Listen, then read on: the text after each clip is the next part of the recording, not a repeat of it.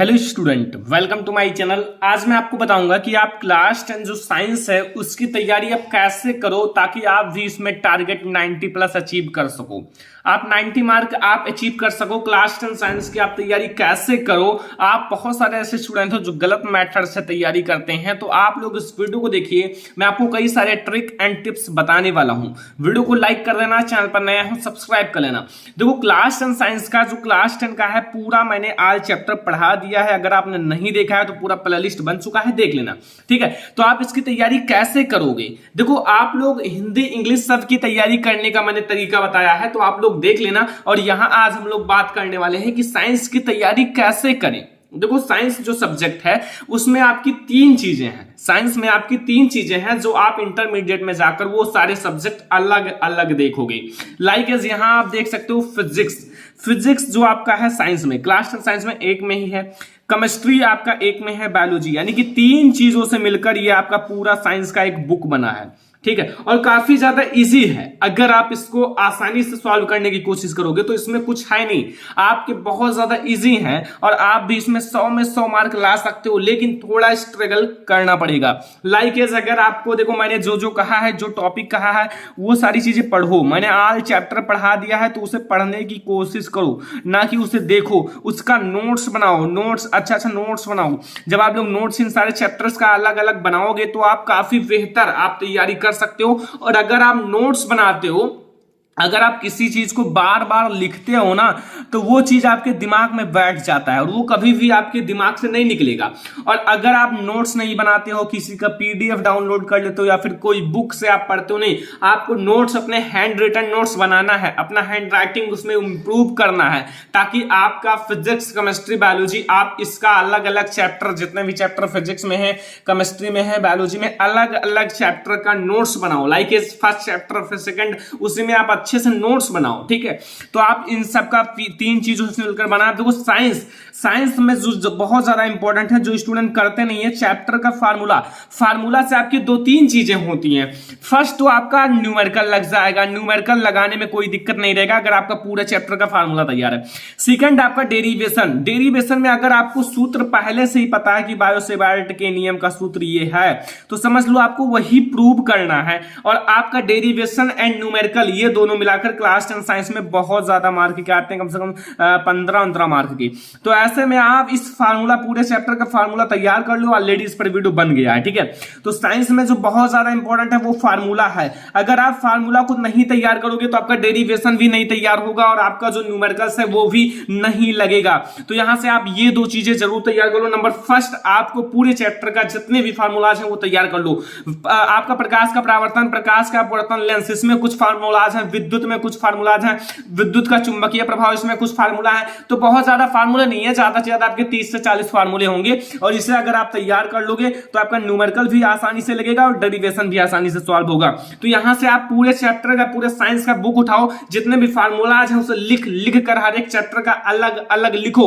जैसे आप लिखोगे आपके दिमाग में वो सब रट जाएगा और आप कभी भी नहीं भूल पाओगे। तो यहां से आप पूरे चैप्टर का फार्मूला जरूर तैयार कर लो, ये बहुत ज्यादा बेसिक है आपके साइंस को समझने के लिए। ओके, अब देखो, साइंस के एनसीईआरटी क्वेश्चन पढ़ो। मैंने देखा है बहुत सारे ऐसे स्टूडेंट हैं जो एनसीईआरटी बुक ही नहीं लेते हैं। लाइक एनसीईआरटी बुक लाएंगे नहीं, वो केवल ऐसा बुक लाएंगे जिसमें एनसीईआरटी का क्वेश्चन ही ना हो, वो सॉल्यूशन पूरा होता है, लाइक एक विद्या के टाइप का। लाइक आपको सबसे पहले एनसीईआरटी बुक लाना है और एनसीईआरटी बुक में जितने भी क्वेश्चन आंसर हैं उसे सॉल्व करो, क्योंकि जितने भी क्वेश्चन आपके बोर्ड एग्जाम में आएंगे एनसीईआरटी बुक के क्वेश्चन आंसर आएंगे। और अगर आप लोग एनसीईआरटी बुक का क्वेश्चन आंसर नहीं सॉल्व करोगे तो आप ज्यादा से ज्यादा 70 मार्क ला पाओगे 100 मार्क में से। और अगर आप एनसीईआरटी का बुक के क्वेश्चन आंसर, लाइक आपके फर्स्ट चैप्टर में बहुत सारे क्वेश्चन आंसर है, सेकंड चैप्टर में, थर्ड चैप्टर में, ऐसे बहुत सारे क्वेश्चन आंसर है, तो अगर आप इसको सॉल्व कर लोगे तो आप एक एडवांस स्टूडेंट बन जाओगे, बहुत अच्छी आपकी स्टडी चलेगी। और अगर आप इसको नहीं सॉल्व करोगे, एनसीईआरटी का क्वेश्चन आंसर बहुत ज्यादा इंपॉर्टेंट है, आप हर एक क्वेश्चन आंसर को एनसीईआरटी का सॉल्व कर लो। आपकी एनसीईआरटी बुक में कई सारे क्वेश्चन आंसर दिए हुए हैं अलग अलग। तो आप एनसीईआरटी के क्वेश्चन आंसर सॉल्व करो। अगर आप स्कूल में जाते हो तो स्कूल में कहो इसे सॉल्व कराएं, ठीक है। अगर नहीं करा रहे हैं तो फिर आप लोग कहो सॉल्व कराओ, क्योंकि एनसीईआरटी का ही क्वेश्चन आएगा और मैं आपको कभी कभी सॉल्व कराता रहता हूं, ठीक है। तो यहां आपको एनसीईआरटी का क्वेश्चन सॉल्व करना है। अब देखो एनसीईआरटी में जो मोस्ट इंपॉर्टेंट चीज है वो है लॉन्ग क्वेश्चन। लॉन्ग क्वेश्चन आपके बोर्ड एग्जाम में 7 नंबर का फिजिक्स का आएगा, 7 नंबर का केमिस्ट्री का आएगा, 7 ही नंबर का बायोलॉजी का आएगा।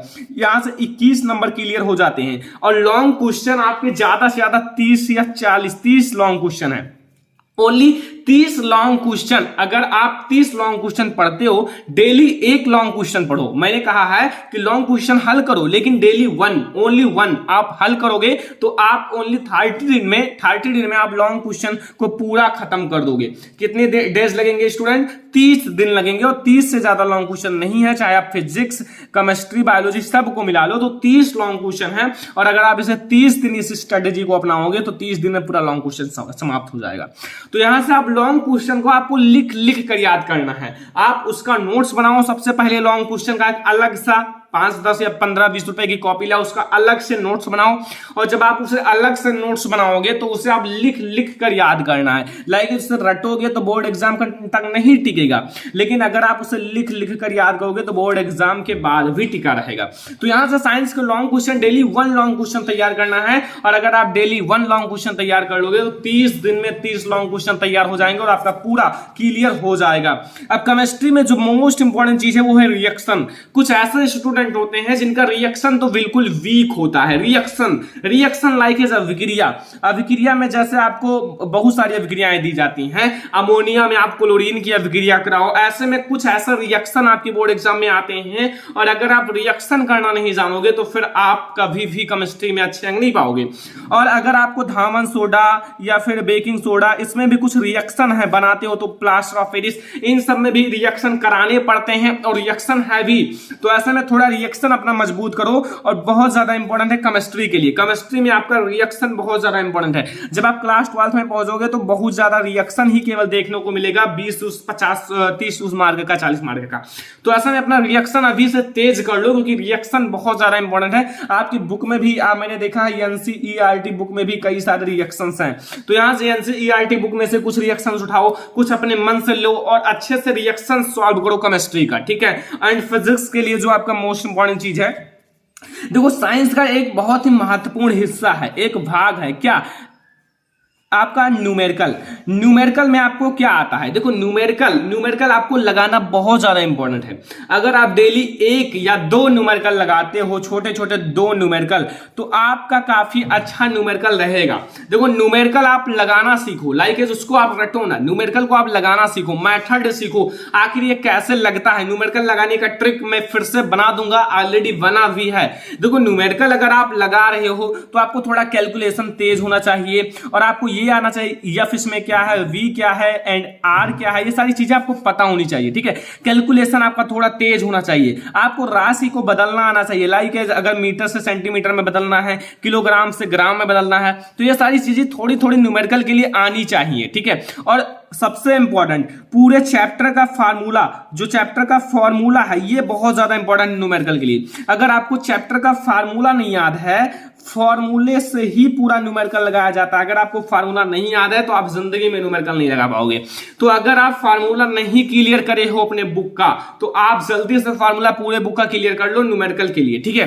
तो यहां से आपको बहुत सारे टिप्स मैंने बताए हैं। अब देखो यहां बायोलॉजी में आपको एक लॉन्ग क्वेश्चन तैयार करोगे 7 नंबर आपका क्लियर हो जाएगा। साथ ही आप ऑब्जेक्टिव थोड़ा थोड़ा तैयार करो, 2 4 10, ठीक है। ऑब्जेक्टिव आप थोड़ा थोड़ा तैयार करोगे तो आपका वो भी क्लियर होता चलेगा। अब यहां सबसे मोस्ट इंपॉर्टेंट चीज आती है फिगर। कुछ ऐसे स्टूडेंट होते हैं जो भाई फिगर उगर का प्रैक्टिस करते नहीं है और चल देते हैं बोर्ड एग्जाम देने। लाइक अगर आप फिगर का प्रैक्टिस नहीं करोगे तो फिगर आपके बोर्ड एग्जाम में आता है। लाइक अगर आपसे पाचन तंत्र कह दिया गया, श्वसन तंत्र, उत्सर्जन तंत्र, तो आप कैसे बनाओगे? अगर आप पहले से प्रैक्टिस नहीं किए हो तो आप पहले बायोलॉजी में फिगर बनाओ। लाइक पाचन तंत्र बनाना सीखो, मैंने बताया है, श्वसन तंत्र बनाना सीखो, उत्सर्जन तंत्र, इन सबको बना बनाकर प्रैक्टिस करो। अगर आप नहीं जानते हो तो सर्च कर लो पाचन तंत्र कैसे बनाए बाय श्रवण लेक्चरर, श्वसन तंत्र कैसे बनाए बाय श्रवण लेक्चरर, उत्सर्जन तंत्र कैसे बनाए, इन सबको बनवाया गया है। और अगर आप फिगर क्लास 10 बायोलॉजी में बना लोगे तो फिगर अगर आप बनाना सीख गए तो आपका काफी सारा क्लियर हो जाता है। लॉन्ग क्वेश्चन अगर आप याद कर लेते हो तो आपका कई सारी चीजें क्लियर हो जाती हैं। तो यहां से अगर आप बायोलॉजी में फिगर एंड केमिस्ट्री में रिएक्शन एंड आपका फिजिक्स में न्यूमेरिकल्स, ये सारी चीजें अगर थोड़ा थोड़ा ध्यान दोगे तो आपका साइंस में काफी बेटर एंड बेस्ट मार्क उठेगा और काफी अच्छा मार्क आप अचीव कर लोगे, क्योंकि साइंस भी बहुत ज्यादा इजी है और अगर आप ऐसा करोगे तो आपका काफी अच्छा मार्क आएगा। तो यहां से आपके बहुत सारे टिप्स एंड ट्रिक्स मैंने बताए हैं। अगर आप हिंदी का, इंग्लिश का, ये सब पढ़ने का तरीका जानना चाहते हो तो मैंने ऑलरेडी वीडियोस बना दिया है, वो सारे वीडियोस चैनल पर ऑलरेडी अपलोड कर दिए गए हैं, नहीं देखे हो तो देख लेना। यहां से साइंस को याद करने का ट्रिक मैंने कई सारा बता दिया है। अब आप इसे अगर पूरा चैप्टर जानना चाहते हो तो मैंने पूरा चैप्टर पढ़ाया है, देख लेना, प्लेलिस्ट भी बन चुका है। तो यहां से अगर आपको ये वीडियो पसंद आया हो, ज्यादा से ज्यादा लाइक करना, ज्यादा से ज्यादा शेयर कर देना अपने फ्रेंड्स के साथ, चैनल पर नए हो सब्सक्राइब कर लेना और ऐसे ही वीडियो मैं आपको हमेशा देता रहता हूं ताकि आप भी मोटिवेट रहो और साइंस में पूरा का पूरा मार्क अचीव कर सको। चलो मिलते हैं अगली वीडियो में, तब तक के लिए धन्यवाद।